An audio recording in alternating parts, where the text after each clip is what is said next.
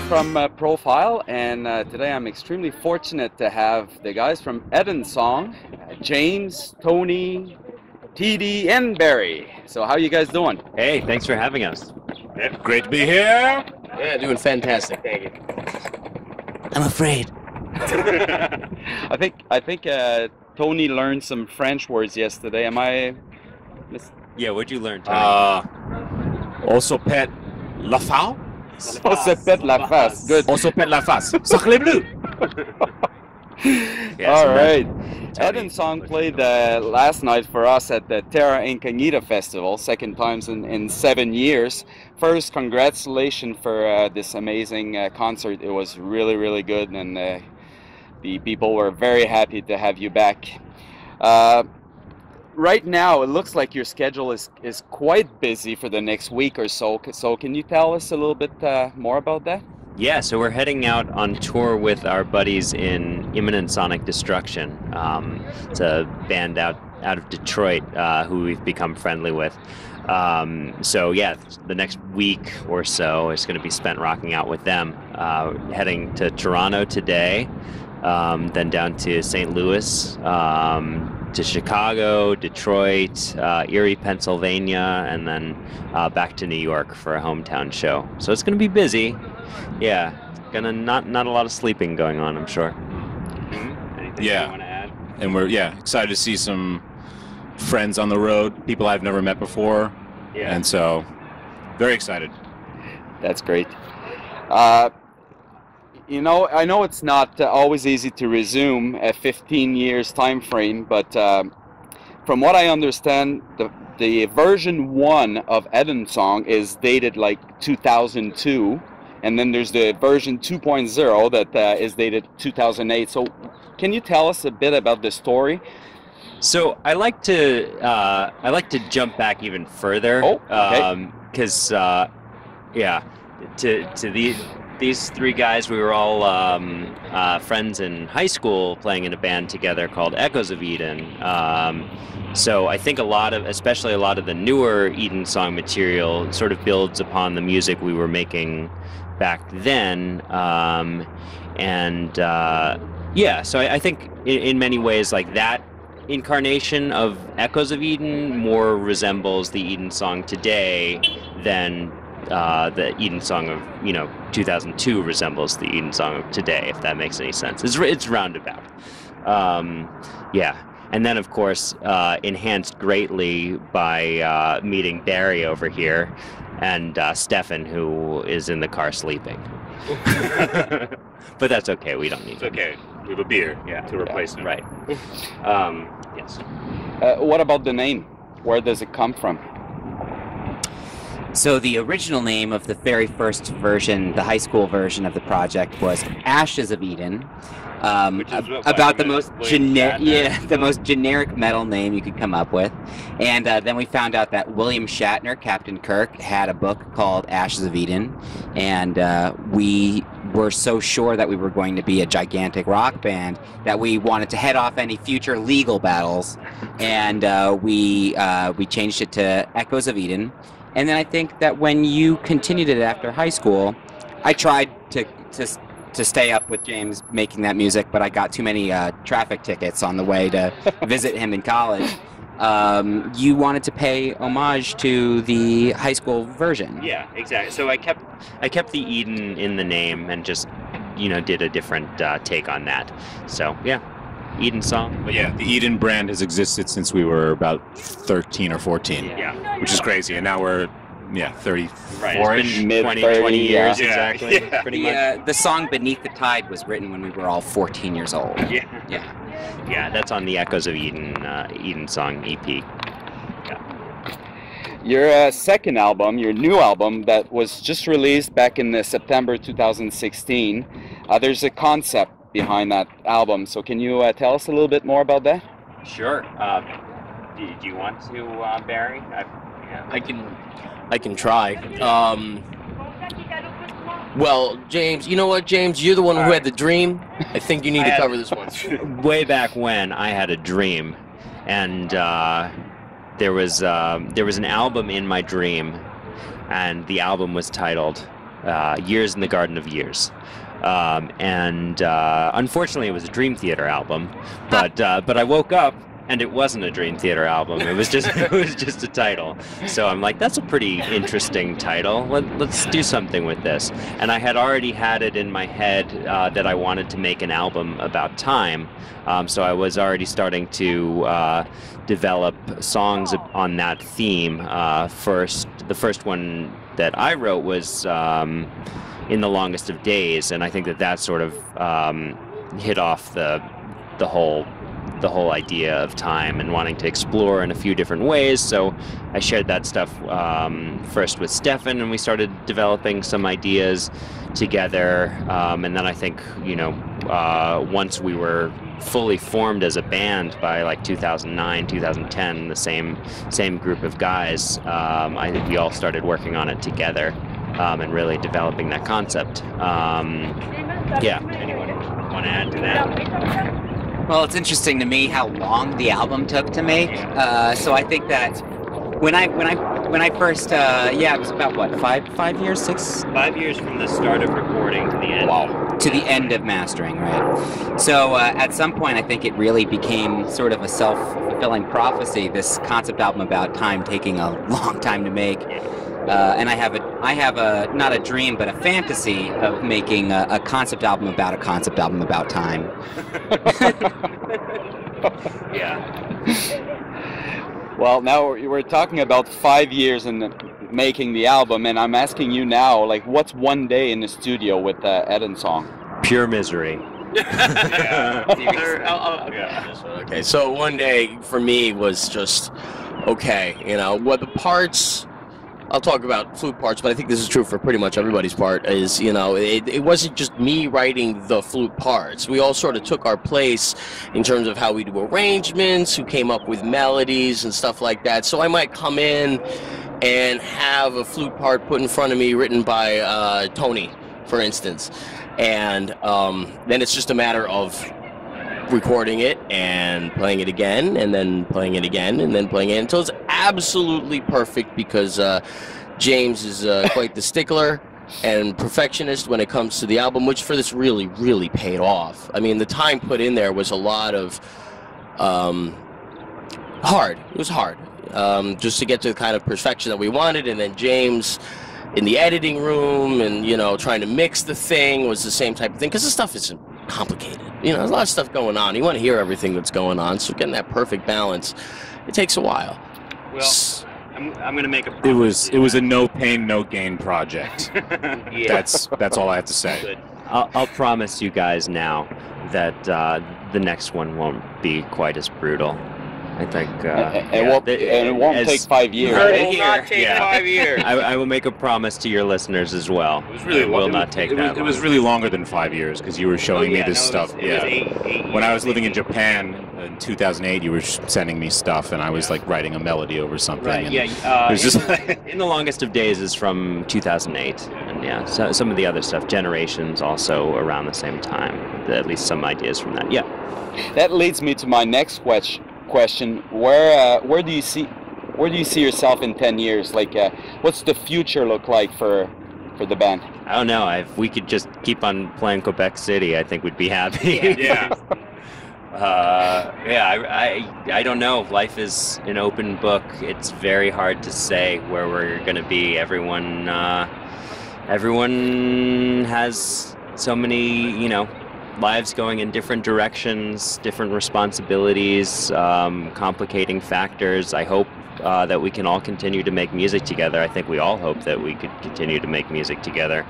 But, who knows? I hope we'll be here, and I hope we'll be, we'll all be living in Quebec. Yeah. We're all going to move to Quebec and raise families here. And eat poutine. Yes. Yes, do you want to say something? Yeah, sure. Man, I think I speak for everybody here when I say it's such an honor and pleasure to play with these guys, that I don't see, I see the band moving forward in a lot of ways. I've spoken to everybody on different levels about, okay, what's the next album going to be like? Where are we going with this? And there are so many differing ideas and concepts that, just based on the experience of making Years in the Garden of Years, those things were going to be synthesized. and I really do see us moving forward as a band in a more continually more creative and more original way, no matter what we end up doing in terms of the aesthetic. So I personally really looking forward to the music and that's that what I'm going to be making up with you guys later. Anderson thinks as well, right? Yeah. I mean, what's very important to me is that we never do the same thing twice, and I think that you know, whatever we work on next will be quite different from where we've come from. As you know, The Fruit Fallen was very different before, and you know, there are a lot of reasons for that. And I think that, you know, moving together collaboratively, it's going to be a whole different jumble of influences and ideas and everything. It'll yield a very different sounding project. Hip Hop Prague next album. Yeah. I'm just kidding. Not that. All five of you, if I'm not mistaken, are all still in your 30s, right? So, but what made you pick progressive rock as the genre moving forward? Well, we're from Long Island, so where Dream Theater came from, and Joe Satriani, I believe, and I think Steve Vai was originally in Long Island. So it's sort of regionally, unless you're going to talk about Billy Joel, progressive music is sort of the chief export, and good guitar playing, or I should say technically excellent guitar playing, is the chief export musically of Long Island. So we were probably predestined for it a little bit. But I would also say that James, Tony, and I growing up, we weren't exactly oddballs, but we enjoyed sort of sticking out from the crowd. And while everyone else was listening to, I guess at the time, Sublime, which, no offense to Prague fans, I've since come to think of as legitimately like some of the best music of all time. But you know, we at the time, that was what was on the radio, and I think we wanted to stand out from that. We've always had this urge to sort of be, you know, unique, and playing 8-minute songs as a 14-year-old kid is kind of strange. So that's it for me, anyway. Well, I think Tony was the one who introduced me to Metallica and a lot of the metal influences. In fact, Tony's first, when we first met, Tony's first question to me was, "Do you like Metallica?" And you know, so from there we got into that, and I think you had discovered Dream Theater first, and you know, and Rush, and then you know, so and then like the Prague stuff probably came through like digging through my father's record collection and discovering Jethro Tull and Yes and stuff, and that stuff's like, it's just that music has a magic to it for me, you know, even so many years later. So you know, that's what I wanted to, the type of music I wanted to make, and I sort of got stuck in that mindset, you know, and that's Well, we listened to Fragile on vinyl in your basement, I think, and that was a truly transformational experience. And we saw Yes when we were kids, like 5 times live. Yeah, totally. One of my best concerts was Yes at Jones Beach. Do you remember there was a moment? I think it was Heart of the Sunrise, right? And at sky. Yeah, and literally the moon was 12 o'clock in the sky, right at like the apex of the song. And I think that was a moment where, at least speaking for myself, I saw what the power and majesty of progressive music could be, where it really takes you to another place, another world. And I know Edensong does that, for me anyway. I love the fact that you're talking about like the classic progressive rock, but how healthy is Prague today? How good? Yeah. I guess I feel this because I'm holding the microphone. I can't say I chose progressive rock as much as progressive rock chose me. I got involved with Edensong, like kind of in my head as a one-off gig for 3RP in 2008. And then for me it was like, God, these things are written really well. There's so much interesting stuff happening here with specifically Edensong. My influences regarding progressive rock are like Dream Theater and King Crimson and stuff like that. In terms of contemporary progressive rock, there's Opeth, and there's Pain of Salvation. Pain of Salvation. They were fantastic. I think, though, what's the best thing that progressive rock has to offer is its ability to synthesize ideas from other places. You know, one of the reasons I really respond to the album we just did is because, you know, there are Balinesian influences, there's metal influences, there's like folk music influences. All of these things come together within these rather complicated pieces. So that, and, you know, as a structure, it holds true. So that's my most interesting thing, and that's why I feel like, you know, the music has a potential to keep moving forward, as long as those who are doing it remain open to stylistic things. And I'm totally down for the progressive hip-hop album. Yeah, sure, for real. You know? Yeah, but in terms of, did you want to add to that? Well, you know, I guess I'm with Barry in that I feel like I don't have the same encyclopedic knowledge of the bands that exist right now in Prague that the two guys in the center of this lineup have. But I do notice that a lot of people, like, progressive rock can be kind of two things. One, it's a genre that tries to push the boundaries of what's possible with rock music, and another one is a genre that has just like you know, bluegrass has an established form and things that you come to expect. And based on the 70s, or, you know, or if it's prog metal, based on basically images and words, Dream Theater. And I definitely, you don't have to hold my microphone. I definitely, when you ask about the health, I think that if people continue to prize the genre trappings of progressive rock over the attempt to really expand what's possible, that isn't healthy, and I think that's why we're making a hip-hop record next. Yeah, I think with progressive rock, there are no rules. And I feel like in the past decade, the genre and the bands in the genre are really embracing that.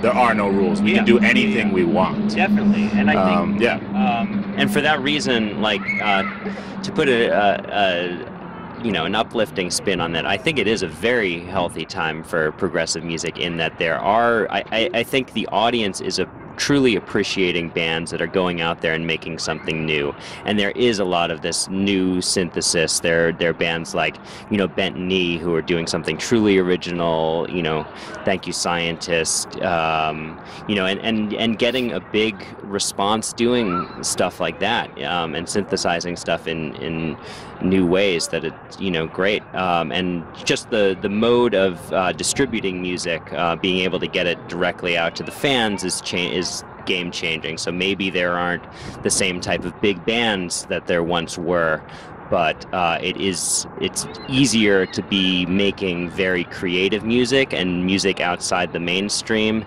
and getting an audience for that. And I think that because of that, there's, you know, it's sort of a renaissance of creative music right now. And there's no doubt that one single prog fan is worth 100 fans of any other genre. The prog audience is the most receptive, the most supportive of any type of music that I've ever gone on the road and played. It's really exceptional how amazing every fan that I've ever met has been. And we haven't even been to Japan yet. Imagine the Japanese prog fans. Well, no, Quebec fans are the best. Well, I heard yesterday something about vinyls. Ah, yes. We're trying. We're trying very hard too. We've gotten a lot of inquiries about when are you releasing this album on vinyl? Is it available on vinyl? You know, so I would love to do that. I think we all would love to do that. But it's a great expense because of well, it's a long album for one, so it needs to be a double disc. And then to, you know, with gatefold packaging, two discs plus licensing fees to the record label and stuff. It's a tall order. It becomes very expensive for us to do. But since we would like to offer it for the fans, and I would buy a copy as well, to be honest. Totally. I think you would too. And same here. Yeah, cool. We decided to launch a fundraiser, a Kickstarter fundraiser. So we're currently in the process of that, which is still, it's live for the next, I think, 40, 45, 50 days to try and raise the funds. We're looking to raise $4,500 to cover the printing costs. And it'll be a short run. All of the albums will be signed by the full band with a personalized note. They'll be numbered. I think it's a printing of 250. So there'll be, each one will be unique. But yeah, so if you're interested in contributing, the details are out there on Kickstarter. On Kickstarter. Yeah, okay. it's And under as well as Edensong Years in the your Garden website, of Years. Yes, we honestly have not had a chance to publicize this very much yet, because we've been so busy with the tour, but we certainly will start posting about it. So yeah, thank you. Good. Well, we're almost done. We're at the part of the interview where I ask quick questions. Only one word answer is required. If you don't want to answer, you just say pass. So I'll go, I guess, left to right. If you could pick one progressive rock festival in the world to perform, which one would it be? Terra Incognita. Here, Terra Incognita. Am I supposed to say Terra Incognita? No, you can say whatever you want, man. Terra Incognita, and then 2 days Prague plus 1 in Italy.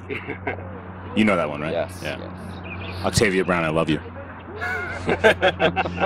Oh, Terra Incognita. God, I love it here so much. Yeah. I've never played for a more receptive and wonderful audience than One I'm word. Oh, yeah, this is one. Terra! Oh, yeah, that's right. Good. Yeah. Terra! Mike Portnoy or Mike Mangini? Mike Portnoy every day. Portnoy. My man Portnoy. Mangini. Favorite Swedish progressive rock band? Dunion. Pain of Salvation. Pain of Salvation. Beardfish.